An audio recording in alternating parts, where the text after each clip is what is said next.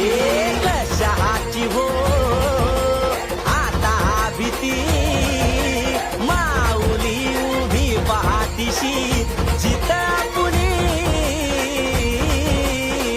तू घेणार भरा